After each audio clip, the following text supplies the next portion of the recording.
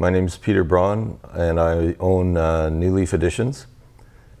And New Leaf Editions is a collaborative print studio that I started in 1986 after going to art school in Calgary for 4 years at Alberta College of Art at the time.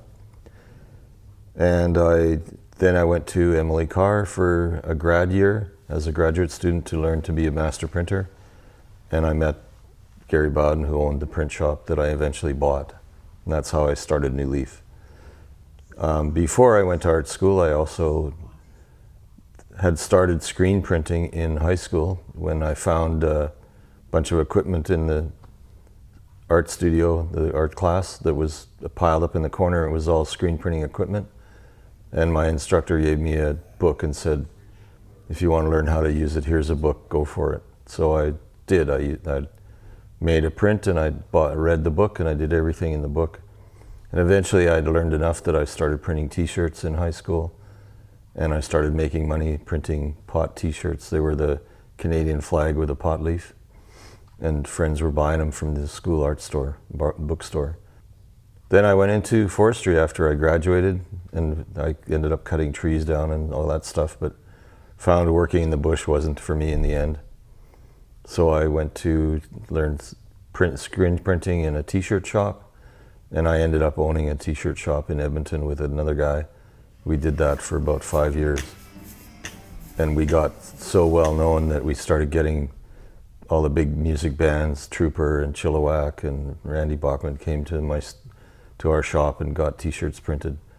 So I figured I should learn how to draw, so I applied to go to art school. That's when I went to ACA. I realized at ACA that the program was set up so it was only 2.5 days of classes, but I had already decided that this was going to be my one time in my life where I would be able to devote everything to just learning as much as I could about art making. So I enrolled for 2 sets of classes. So I was doing a double major the whole time I went to art school. And I graduated with a drawing diploma and a printmaking diploma. And I took glass blowing and ceramics and everything I could think of. And I got a scholarship to travel to Newfoundland. And I bought a minibus, a little Volkswagen minibus, and drove to Newfoundland, St. John's, and spent 8 months on the road. I went to every print shop I could find along the way. So I also went to Montreal, to Graph, and Quebec City. There was a print shop there, and Val-David in the St. Laurent, in the Laurentians, an open studio, and came back to Calgary. When I got back, I realized that I didn't have anywhere to print. So we started talking about setting up a print shop, some friends of mine and I. And there was a press for sale at Emily Carr. So I had phoned the school about coming out to look at it, to buy it. When I got here, they said it wasn't for sale. And I just stood there and looked at them and said, well, why did I come here? But there was a print shop on Granville Island called Malaspina. So I went there and did 2 weeks of printing at Malaspina while I was here. Then I went back to Calgary, found out about the workshop, the one-year program, came back and lived out here in my van until I met the instructor that I eventually bought his shop. So to make a long story short, I ended up owning New Leaf Editions, and I started trying to print, and I realized I bought an etching studio, and I did mostly screen printing and lithography and very little etching. So I didn't actually know how to do anything. And I found people at Malaspina that were really good, and I would hire one of them, Brian Musson, for a year to come and work with me and show me how to do all the process of etching, which we did for 2 years. And he got a job at Langara, and then I ended up working on my own. And over the years, I've hired other people that I've seen and found that I've met who knew a lot more than I did, and they would show me things. So everything I've learned over the last 40 years, I've learned a lot of it from other people showing me stuff. So it's really interesting for me the way printmakers are a really collaborative and sharing information type of group of people. So if you know something that somebody else doesn't know, you show them and you help them figure out other things to do and other ways to do it. Then I found that everybody I ever worked with had a different way to do the same things as other people. So I realized really quickly that there was tons of ways of doing the same thing, just different people had different ways of doing it. And then in 1999, I got a phone call from New York, and it happened to be Ken Tyler, the owner of Tyler Graphics, who's the most successful printmaker in the 20th century. And somehow he managed to convince the Singaporean government that they should buy his print shop. So he sold his print shop and one print of everything he printed for 40 years. So his whole one archive for 40 years of printing. And they bought it for the print shop for 10 million and the archive for 12 million. And then he asked me if I would work in Southeast Asia. And I said, well, as long as it's not East Timor. He said, what's wrong with East Timor? And I said, well, they're shooting each other there. They're killing each other. I don't want to go there. And he said, no, it's much safer. And he said, okay. So he says, how would you like to come out for an interview? And I said, sure, how do I get there? And he said, well, we'll send you a ticket. This is before computers and phones and laptops and all that stuff.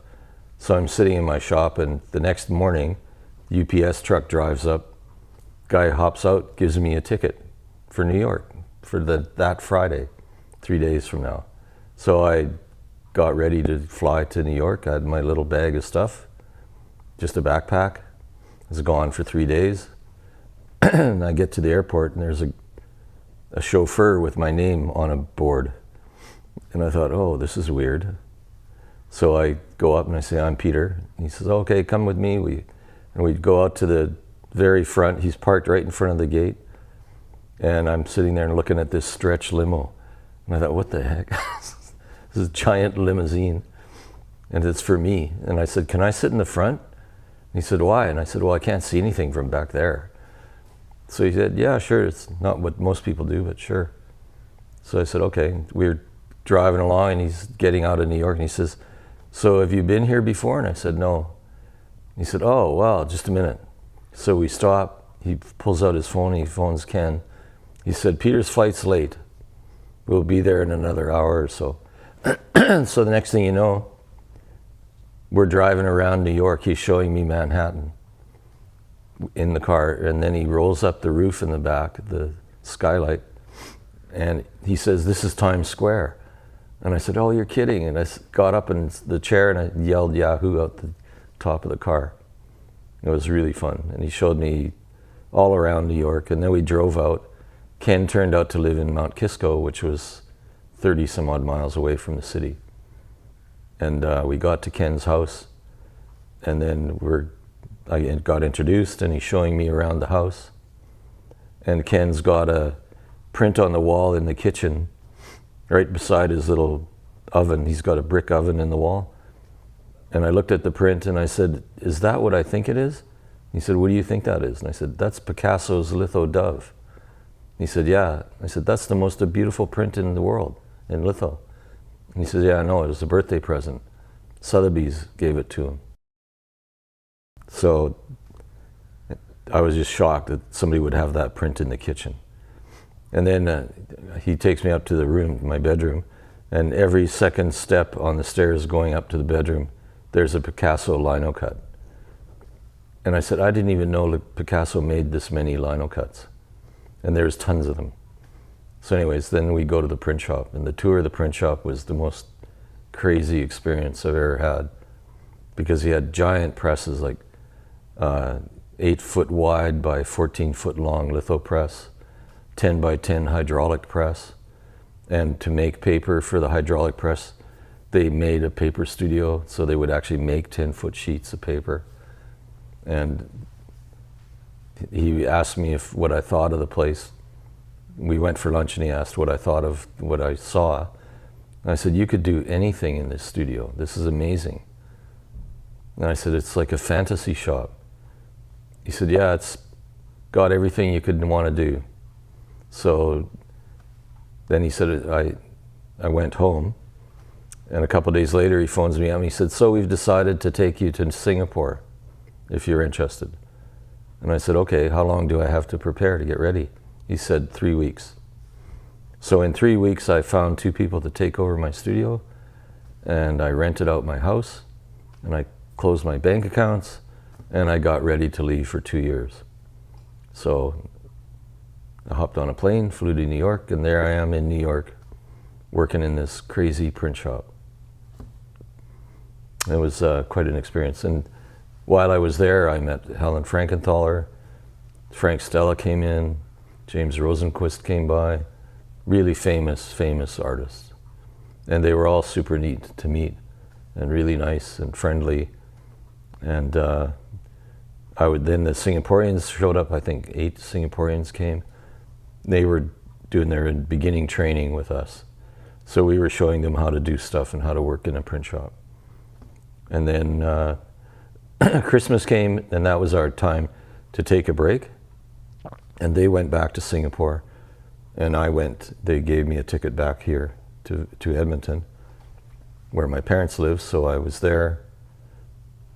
And then eventually we got to go back to Singapore, and there was a building that they were supposed to have ready, but it wasn't. So we were sitting there waiting, and I said, with Richard, the paper maker, I said, hey, that looks like the space where the print shop's supposed to be, but it's just a flat concrete slab right now. So in the end, I ended up becoming the liaison between the print shop, the architects, and the builders. And I would go to the building every day while it was being built and check with what's going on to see if it actually fit with what we expected to have. So one time I walked in, and there's this big hole in the floor for an elevator for Frank Stella's sculpture. It's a 10 by 12 foot sculpture that he was bringing in. And it had to go through the hallway into the gallery. They had a 50,000 square foot gallery, a 50,000 square foot print shop on the bottom floor. And I said, what's going on? You guys are building a bathroom in the hallway in front of the elevator. And I said, the sculpture has to go through here. I said, you can't put bathrooms in this hallway, it should be over there. So they ended up, the next day they got jackhammers out and moved the bathrooms. And I caught a whole bunch of things like that. But it was really fun, and Singapore is an awesome place. The Singaporean people were absolutely amazing. Most of them are very educated. They all have work. You don't see bums on the street. It's clean like Vancouver.